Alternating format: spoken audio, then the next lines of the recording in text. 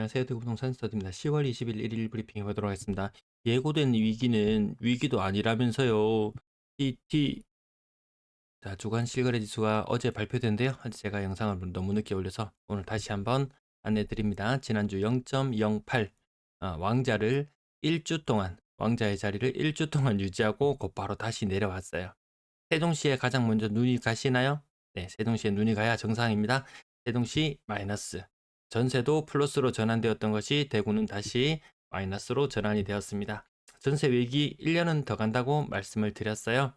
예고된 위기, 위기도 아니다. 그렇게 말하려면 그 위기에 대한 대응 매뉴얼이나 대처가 적절해야 될 텐데요. 지금 하고 있는 대처가 적절하냐고 묻는다면 아니라고 아마 많은 사람들이 이야기할 것 같습니다. 코스피 지수, 코스닥 지수 굉장히 많이 빠졌습니다. 코스피 지수는 2400을 하회했고요. 코스닥 지수는 800선이 무너져 내린 상태죠. 주가 지수가 반년 전쯤부터 반등하기 시작했을 때 사람들은 뭐라고 했나요? 6개월 좀 지나면은 주택시장에 반응이 올 거야. 주택시장에 반응이 왔어요. 그리고는 다시 지수가 꼬라박았어요.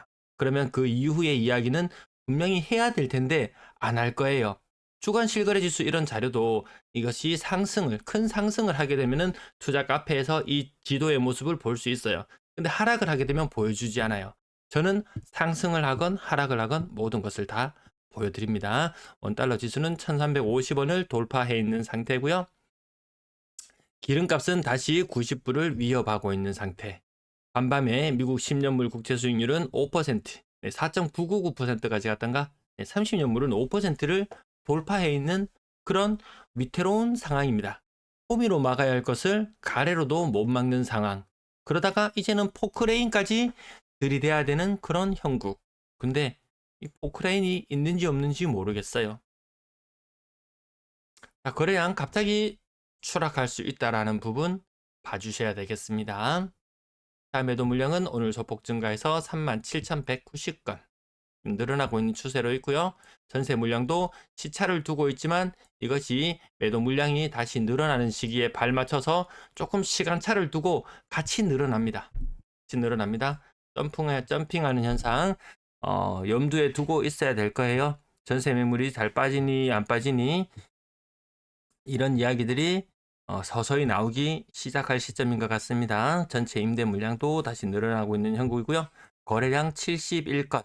아무튼 지금 9월의 거래량은 최고치를 달성하고 있지만 그 다음이 바로 암울합니다. 자, 주간 거래량 제가 요거 시뮬레이션 주간 기준으로 500건 기준으로 시뮬레이션 했는데요. 요거 하나씩 비교를 해보시면은 하루도 예측치를 넘어선 날이 없더라. 하루도 예측치를 넘어선 날이 없더라. 자, 그러면 지금 어디쯤 와 있는가? 우리는 어디쯤 와 있는가? 거의 거래량이 대략 한 3분의 1? 3분의 1 조금 덜 신고되었을 거예요. 어떻게 알 수 있느냐? 비슷한 시점을 잡아놓고 보면은 요쯤 되겠네요. 네, 요쯤 되겠어요. 한 650건, 600건쯤 되면 한 3배, 3배쯤 되는 것이 최종적인 거래량이 될 텐데요. 지금 500건이에요. 500건.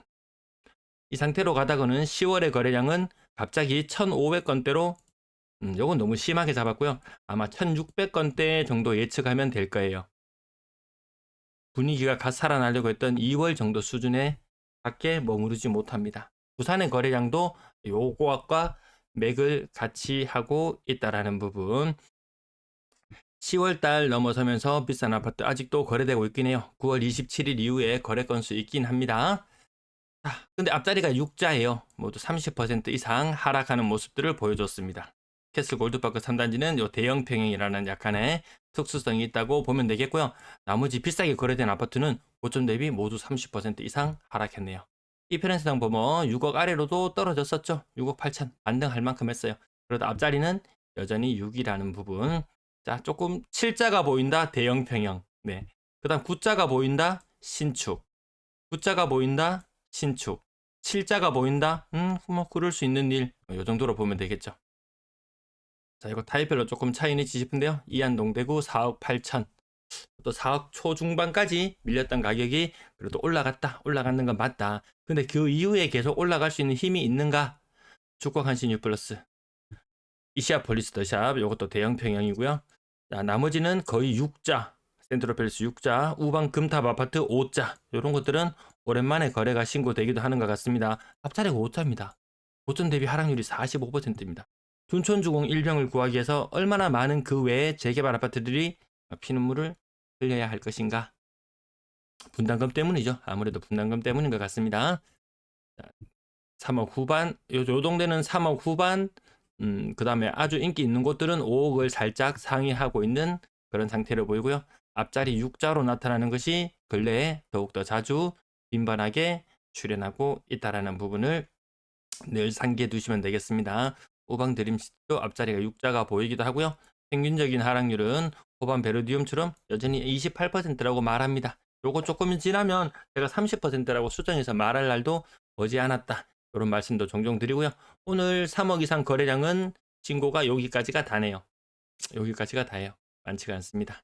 건당 거래대금 주저앉았던 것이 올라갈 수 있는지 없는지도 지켜봐야 되겠고, 거래량 이번 달은 무난했지만 다음 달 이게 지금 한 3분의 1 정도 거래되었다고 치면은 거래가 절벽을 마주할 수 있겠더라. 근데 과거의 충격보다는 더 매섭습니다. 매서워요. 매수를 생각했던 사람들도 과거에 엄청난 하락을 지켜봤기 때문에, 불과 얼마 전에 지켜봤기 때문에 한 템포 뒤로 물러서서 지켜보는 그런 스탠스를 취할 수 있겠죠. 매도를 생각했는 사람들은 야, 이렇게 거래량이 얼어버린다고 하면서 더 마음이 급해질지도 모르겠네요. 자, 예고된 위기인지 대응이 가능한지, 6억 이상 거래량도 한 3분의 1쯤 신고됐다고 보면요, 형편없죠. 비싼 아파트, 눈치 빠른 사람들 더 잘합니다. 더 잘 알아요. 분양권 거래량 19건, 뒷부분은 조금씩 빨리 지나갈게요. 전세 거래량은 그나마 조금씩 상황이 나아지고는 있습니다. 그렇지만 쌓여있는 매물에 비해서는 매물을 소진시킬 만큼의 거래량은 나와주지 않는다. 시장에서 아무리 전세가 위험하다고 해도 전세에 대한 선호는 줄어들었습니다. 아파트, 빌라, 아파트를 제외하고 빌라, 다세대 이런 것들 아무리 위험하다고 해도 아파트에 대한 전세 수요가 갑자기 폭발해서 전세 물량을 싹쓸이 해가지는 않더라. 여전히 물량 많이 있고요. 전세 가격도 꺾여 있는 상태에서 다시 올라가지 못하고 있는 모양새고요. 자, 거래량 올해 2월달, 3월달은 아파트 가격을 상승시킬 때 전세도 엄청난 폭발을 해줬거든요.